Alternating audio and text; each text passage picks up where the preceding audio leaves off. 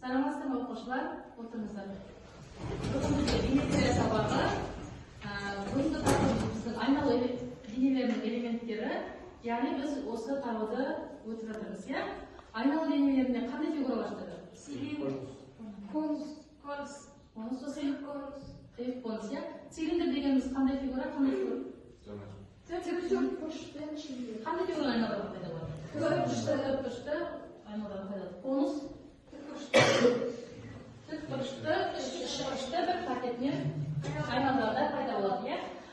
Бүгінгі сабағымыз бастамас бұрын психолог арқылы білдіріп болсақ, яғни мысалы жаңа ой тапқанда мен өзімді қалай сезінемін? Осы сөйлемді толықтырып жіберсеңіздер. Жаңа ой тапқанда өзімді жеткілікті білім сезінемін. Жақсы. Келесі, жаңашыл адам әрқашан қандай болу керек деп ойлайсыздар? Асыржан. Мейірімді болу. Тағы қандай ойларыңыз бар? Жаңашыл адам қандай болу керек әрқашан? Жаңашыл адам әрқашан заман талабына сай жүру керек. Яғни ізденіп бар болу керек, иә? Ал жаңа идеяны жүзеге асыру үшін не істеу керек? Табандылық болу керек. Табандылық болу керек. Сосын жағал, иә?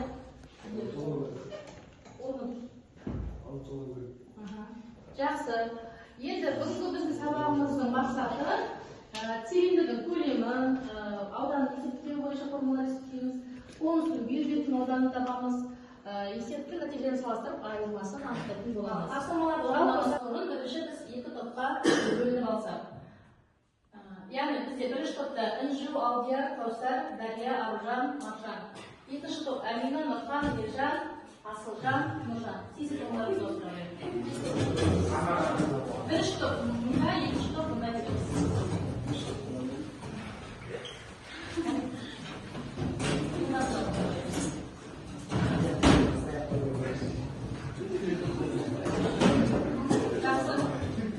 Енді сіздерге тапсырма мынадай.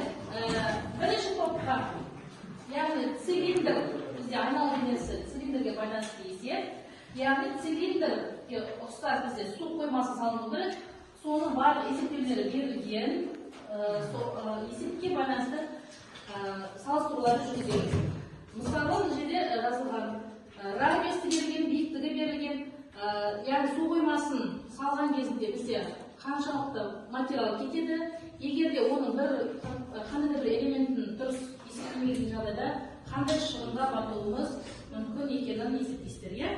Ал екінші топ сіздерге, яғни конус тәріздес ғимараттың төбесін жабуға қанша материал кететінін есептейсіздер, және оны да үнемдесек, немесе артық өлшесек, дұрыс есептемеген жағдайда қандай өзгерістер болуы мүмкін, қандай шығын болуы мүмкін екенін есептеп шығарасыздар. Алдарыңызда тұрған әрқайсыңыздың мынадай жеке бағалау парақтары бар. Осыған әр өздеріңізді жұмыс сайын, тапсырма сайын бағалап отырасыздар. Және ол тапсырмалардың әрқайсының қасында дескрипторлар жазылған, соның барлығын дескрипторға қарап отырып, белгілеп, өздеріңізді бағалауды ұмытпайсыздар. 4,7 деп жазсын. 4,7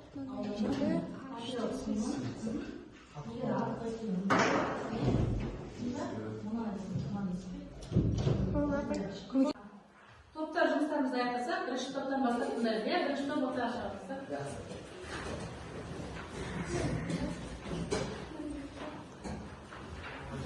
Екінші топ мұқият тыңдаймыз, бірінші топты жұмысын. Қалаға су сақтайтын цилиндр пішінді су қоймасы салынуы тиіс болған. Жоба бойынша радиусы 5 метр, ал биіктігі 8 метр. Бірақ мергендік материал үнемдеу мақсатында радиусы 4,7 метр етіп, және биіктігі 8 метр. Жоба бойынша су қоймасының көлемін табыңдар және нақты салынған қойманың көлемін табыңдар. Біз терең жауабын табу барысында πr квадрат көбейту h формуласын қолдандық. Бастапқы есептеу бойынша 554 метр куб болды, кейін үнемдеу барысында 365 метр куб болды. Жоба бойынша есептеумен шамамен 365 адам су тапшылығын сезінуде. Кішкентай ғана үнемдеу үлкен әлеуметтік мәселеге алып келеді. Жақсы. Бірінші топ жұмыстарыңыз өте жақсы. Енді келесі топты тыңдайық. Екінші топ шықсаңыздар. Бірінші топ, екінші топты мұқият тыңдаймыз.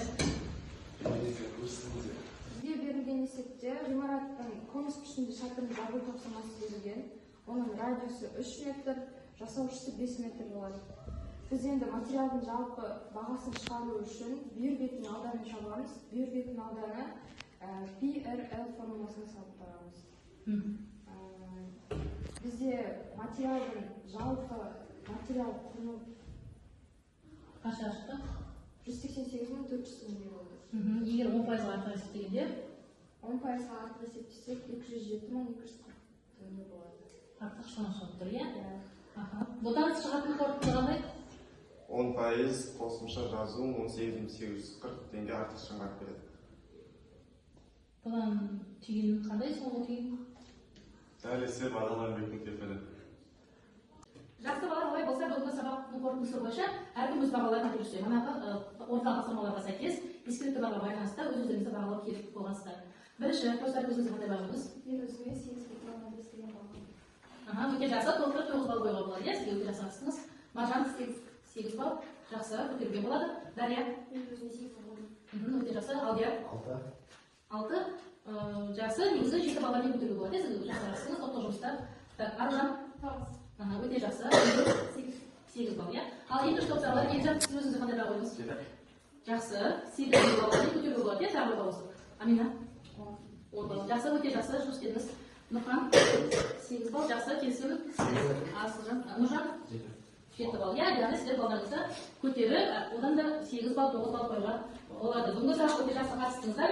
Енді осы бүгінгі сабақ бойынша кері байланыс жасап жүрсек, кері байланысқа өздеріңіз бүгін топтық жұмыстар, жеке жұмыстар, жұптық жұмыстар, жалпы жұмыстар бойынша қаншалықты жұмыс өздеріңіз атқардыңыздар, сол бойынша өздеріңіз бағалап кетсеңіздер. Бірінші шығып, белгілі болса, кім шығады? Аружан. Ойынды басыл батырмасын басып, сұрағын оқып жүрсеңіздер. Бүгінгі сабақта қарастырылған геометриялық фигураның басты қасиетін қалай білдіреді? Толық түсінім баспаларға түспей алады. Жақсы, келесі оқушы.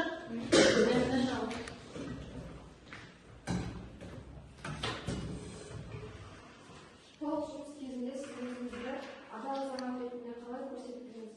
Топтық жұмыс кезінде. Нұсқалады оқушы, Марлық. Жауапкершілікті алып достарыма көмектестім. Көбіне тыңдаушы рөлінде болдым. Өз тапсырмамды ғана орындадым. Басқалардың еңбегін дайын пайдаландым. Сіздің нұсқаңыз? Жауапкершілікті алып достарыма көмектестім. Өте жақсы. Келесі кім шығады? Елжан шығады. Теорема дәлелдеу барысында ойындау жүйелік қаншалықты маңызды болды. Әр қадамның дәлдігі кәсібилік желісі дәлелдеуге аса мәнді берді. Тек соңғы жауабы дұрыс болса жеткілікті. Формуланы жаттау қиын болды. Сіз нұсқаңыз?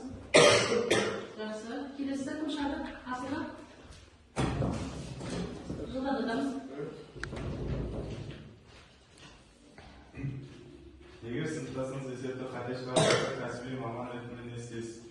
Әдеп түрде қатесін көрсетіп бірге талдаймын, күлкіге айналдырып, тек өз есебін шығара беремін. Мұғалімге айтып беремін. Әдепті түрде қатесін көрсетіп Жақсы, өте жақсы. Соңында. Әйді, бізде соңғы сұрақ. Келесі. Дария. Оқият тыңдаймыз. Дария жауабын келісесіздер, бірақ сіздер ойларыңыз. Бүгінгі алған біліміңіз болашақ мамандарыңызда қалай көмектеседі деп ойлайсыз?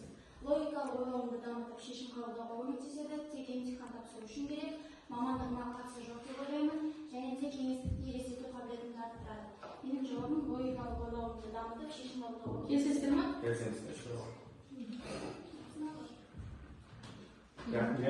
Жақсы. Яғни сіздер өздеріңізді нағыз кәсіби маман ретінде көрсеттіңіздер. Сіздер енді шамалы аз уақыттан кейін барлықтарыңыз жоғары оқу орнына түсіп, өз мамандықтарыңыздың иесі болуға аз ғана қадамдар қалды. Болашақта сіздерге жақсы, адал, кәсіби маман болуларыңызға тілектеспін. Бүгінгі сабақ өте жақсы өтті. Сабақ аяқталды. Сау болыңыздар.